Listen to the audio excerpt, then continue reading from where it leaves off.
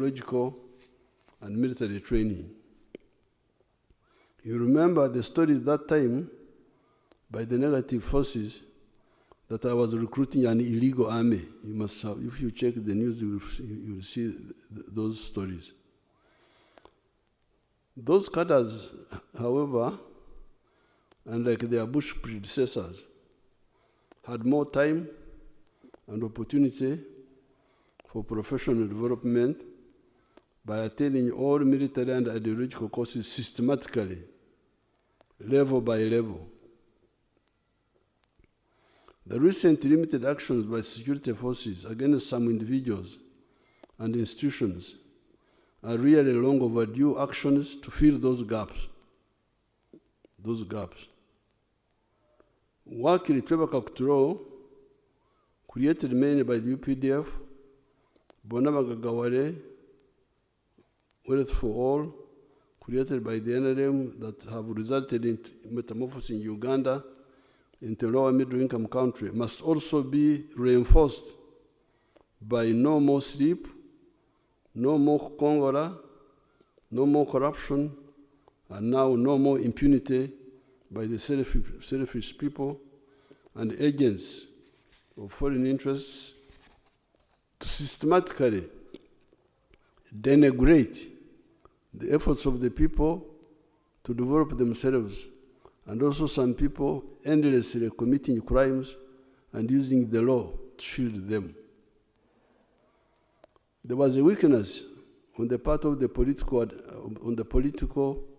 administrative, and legal cadres of the government in allowing this impunity to continue for so long. Some people say people have been abusing Museveni, but Museveni has been ignoring them. That is true. But those malignments were slowing down our growth. Some investors and tourists are scared away from coming to Uganda on account of those false stories. I have got many examples. When people come here, they get amazed about the progress, seeing what is on the ground compared to the stories they have been hearing. It is therefore good that security forces have come in to fill the gap. In the past, I did not have enough cadres to fill this gap. It is not only the security forces that are filling this gap. A year or two back, Honorable Fred Byamukama helped Uganda to expose the criminals that had turned State House into a mafia center. State House here had become a mafia center. State House had become a mafia center. In order to have your document brought to the president, you can imagine, in order to have your document brought to the president, you had to pay a bribe of 30 million shillings. Byamukama reported the matter to me. We arrested the gangs. There is therefore a counter-offensive against corruption, crime, and impunity. To show the impunity, take the case of Besigye, Dr. Besigye. He was arrested on the 17th of November, 2024. It is now almost 2 years. All this time, however, he has been refusing trial, misusing the legal system. Why would this great Democrat and human rights fighter spend so many calories on refusing to come to trial, where he has got opportunity to prove his innocence and expose the undemocratic behavior of the dictatorship of Museveni and his family? What is the problem? Because the dictatorship of Museveni and his family is imprisoning Besigye wrongly. Come to the court and expose it. Why do you spend so much time avoiding court?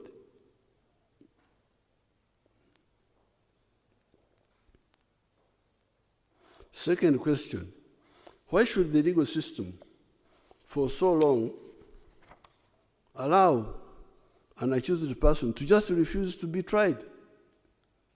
Somebody who's accused says, I don't want to be tried, and he's not tried. Is that a good system or what? How can somebody who's accused say, I don't want to be tried, and 2 years is not tried? This allowing of impunity to continue for so long is responsible for the culture of mob justice. Before you talk about the security forces, talk about the population. Why do the population take the law in their own hands? Why? Why do the population take the law in their own hands? The population suspects that the police and the judiciary may not hold the criminal accountable, hence the mob justice, which is unfortunate. The fascist tendencies among some of the elements of the opposition have for a long period provoked the patriots. See again, when in 2020, the rioters were undressing women because they were dressed in NRM colors. Let's see whether these people have the video.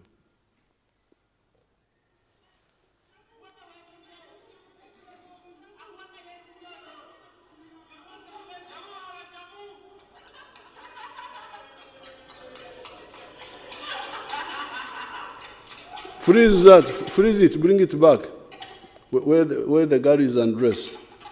Bring it back.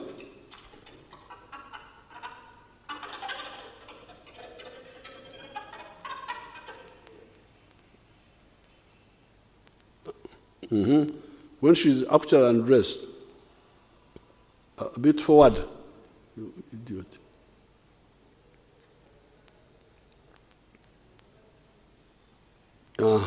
This is, freeze it there, freeze it there. This is democracy. This is democracy. This is human rights. See, the woman is undressed because she had colors of NRM. And nobody talks about this. I have not heard anybody condemning this. I don't want to blame people. I have not heard anybody other than us complaining. I don't know whether the religious leaders condemned it, or the cultural leaders, or the law society. Check for me, please. I need a record. Who condemned that act?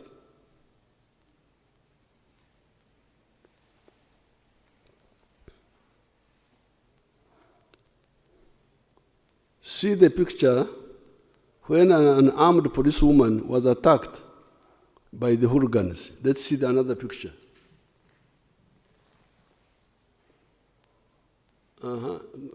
That's a police. This is a policewoman. Go back.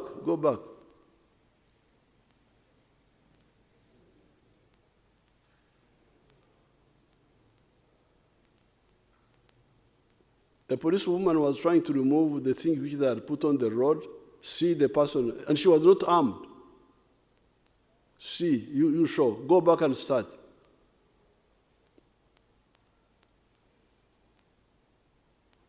That's that's a democracy now. That's human rights. That's a democracy. Yeah. On camera now. Fortunately, me, I show film. I'm a film shower. I've got my small and TV wood. That is democracy. That's real democracy.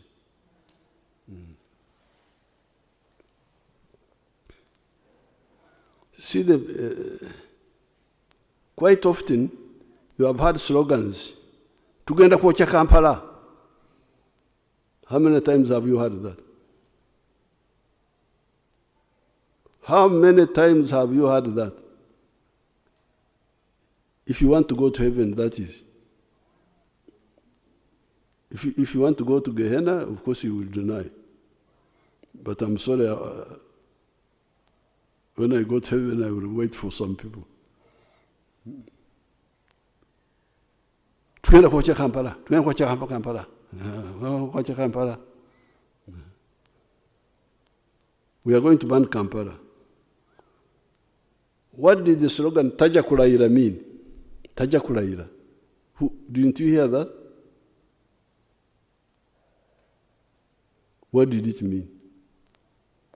For people who want peace, Democrats.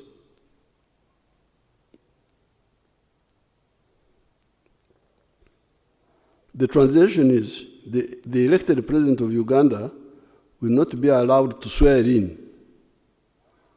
How will you stop the swearing in except by violence if you are not using the courts? If you are not using the courts, how will you stop the swearing in?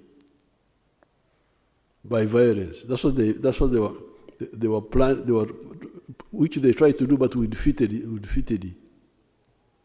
All these schemes will defeat them.